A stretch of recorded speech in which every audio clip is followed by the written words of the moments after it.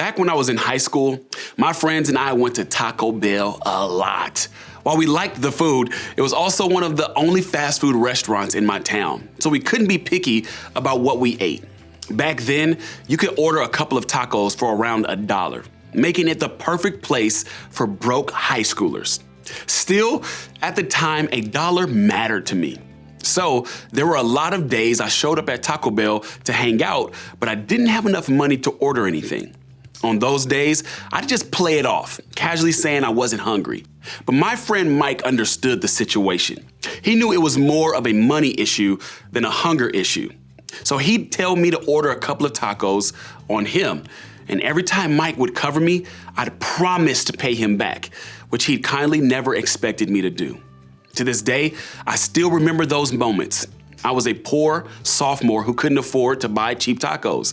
Mike was a senior with an actual job who picked up my tab without asking for payback. But then there are other not so nice moments when we really want to pay someone back, but not for fast food. This kind of payback is different. It's about getting payback to someone who hurt us. When someone talks about us behind our back, we want payback. When someone undercuts us at work and takes credit for work we did, we want payback. When someone fails to text us back or invite us to a group outing, we want payback. When a relationship falls apart because of what the other person did, we want payback. In these moments, we want the other person to feel the pain they caused us. We want them to be embarrassed the way that we were embarrassed. We want them to feel rejected the way we feel rejected. We want them to feel hurt the way we were hurt. Here's what's interesting. The closer we are to a person, the more we tend to want payback. Most of you aren't trying to pay back someone else's brother or coworker. Your feelings probably aren't hurt because of someone else's best friend.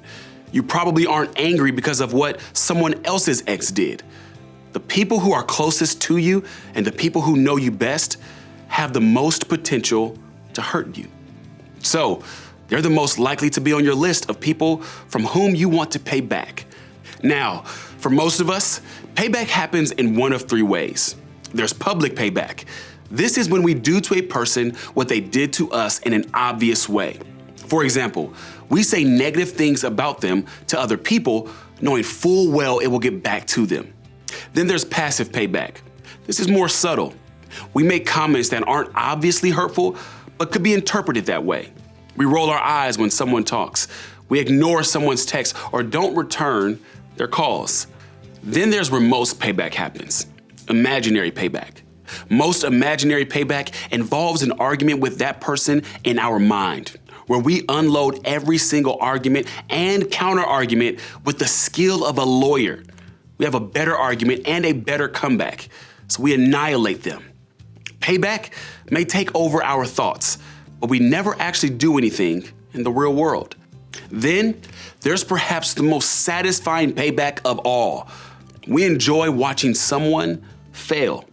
I know that sounds terrible, but deep down, isn't it true? At least some of the time?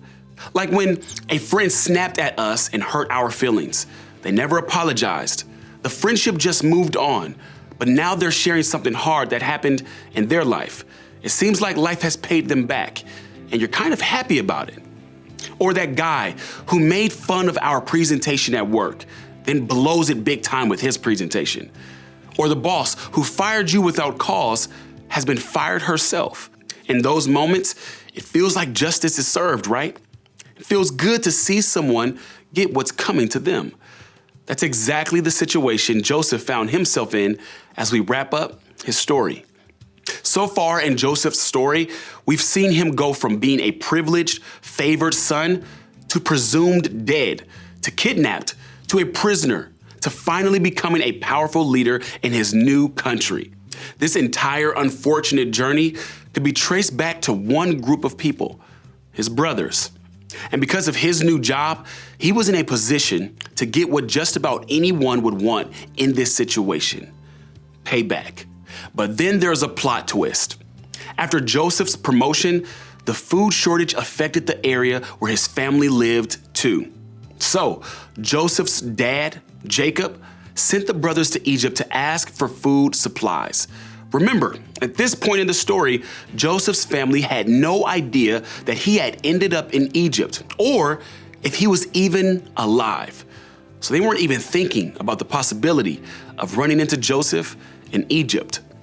Somehow, the brothers ended up face to face with their supposedly dead brother, only they didn't recognize him. After years and years, this was Joseph's moment to get the payback he deserved. Here's what happened next. Then Joseph could no longer control himself before all his attendants, and he cried out, "Have everyone leave my presence." So there was no one with Joseph when he made himself known to his brothers. And he wept so loudly that the Egyptians heard him and Pharaoh's household heard about it. Joseph said to his brothers, "I am Joseph. Is my father still living?" But his brothers were not able to answer him because they were terrified at his presence. Imagine the tension and emotion in this moment. Joseph was facing the people who tried to kill him, his own brothers, the same brothers who were ironically there asking him for help. This was the ultimate payment moment. Everything was set up perfectly. Joseph could have refused them food. He could have had them thrown into prison. He could have even had them killed. So after all, they had no qualms about killing him. So what would you do? I mean, don't say it out loud, but in your mind, be honest with yourself. What would you have done with all that power to hurt the person or the people who had hurt you the most? Honestly, I don't know what I'd do. But in that moment, Joseph chose to do something completely unexpected. Not only did Joseph not get revenge on his brothers, he actually helped them. He started this way. "I am your brother Joseph, the one you sold into Egypt. And now, do not be distressed and do not be angry with yourselves for selling me here, because it was to save lives that God sent me ahead of you. For 2 years now, there has been famine in the land. And for the next 5 years, there will be no plowing and reaping. But God sent me ahead of you to preserve for you a remnant on earth and to save your lives by a great deliverance." Now, there is only one reason Joseph could have responded the way he did. He didn't try to get payback because he had already let go of the idea of revenge. He had already done the hard work of forgiveness. How do we know that?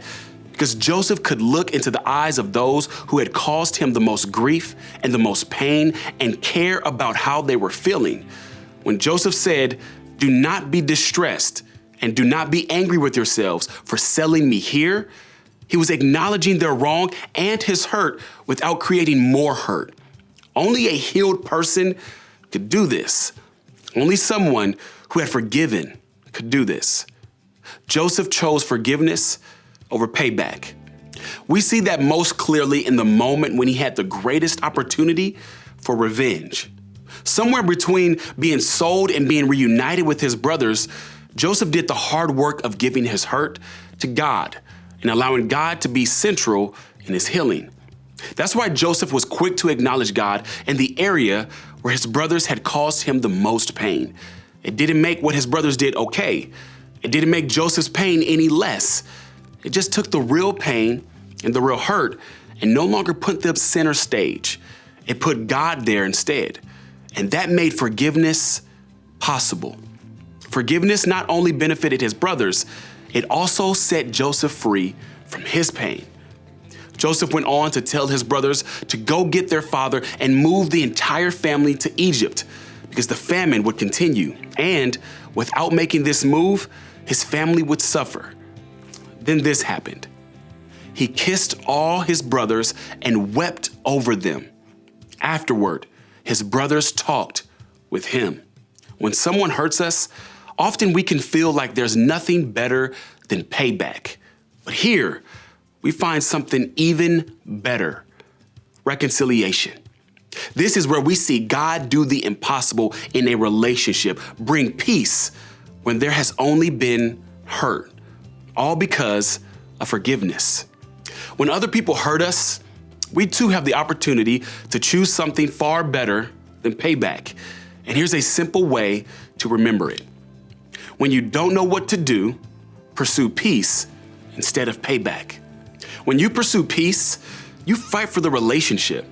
In other words, you can fight to win, to be right, to make a point, or you can fight the urge for payback and pursue peace.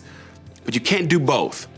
Joseph preserved his relationship with all of his brothers because he chose peace. He was only able to do that because he fought for forgiveness. And he was only able to forgive with the help of God. Joseph didn't have a superpower that allowed him to do this. He just had the determination to do what peace required and an understanding of God at work in a situation, which means you and I can do this as well. When you pursue peace, you lay down your right to get payback. You let go of revenge. You say goodbye to your desire to get even. Instead, you choose the path of forgiveness. You choose God's story over reconciliation instead of your own story of payback and revenge. This is easier said than done, and it's something you may have to work at daily, but the ultimate benefit is for you. You will not only have peace with the other person, you will have peace within you. Now, what happened to you isn't what happened to Joseph. In fact, I could tell dozens of stories of pain and injustice, and none of them would be exactly like yours. Maybe you're wondering, do you always have to reconcile? What about when it's toxic? What if you're the one who did the hurting? Each one of us have unique and complicated situations, and figuring out what it looks like to pursue peace isn't easy. That's why your small group is so important. We want you to talk about what this looks like for you in your real life, with your real friends and your real family. As we wrap up today, think about what you have the power to do when it comes to pursuing peace. What do you need to decide? Who do you need to forgive? What offense do you need to bring to God? He can do incredible things in your story that you can't even imagine. He can bring about resolution that didn't seem possible. And he can bring about healing with someone that can completely change your relationship. So, when you don't know what to do, pursue peace instead of payback.